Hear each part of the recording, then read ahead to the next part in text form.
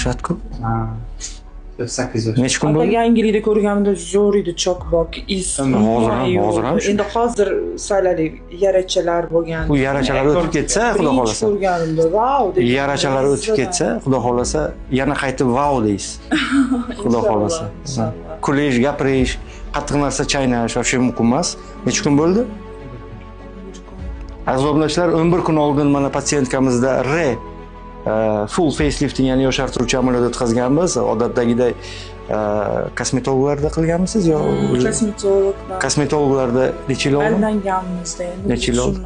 2 yildan. 2 yil oldin mana shu yuza sohasidan, ochiq yuz sohasidan kesmalarni noto'g'ri o'tkazib, chandiqlar juda ko'p muammolar bilan bu kishi bizga murojaat qilib kelgan.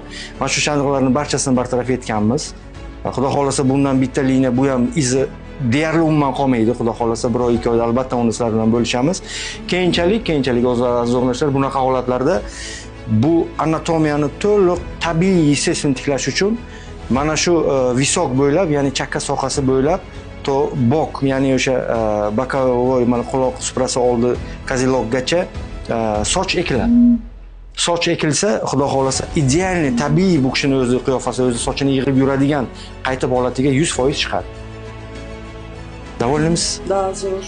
Xursandman. Hammadan kattakon rahmat.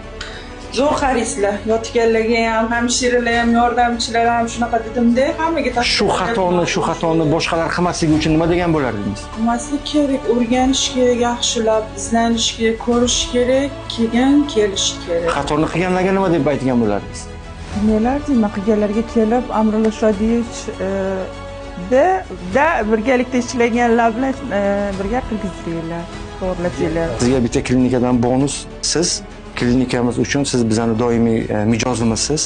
Hamma narsaga sizga 50% ga bonus bor, shuni biling. Tushundingiz? Ishonch uchun. Sog' salomat bo'ling. Rahmat. Chiroyli bo'lib yuring hamisha.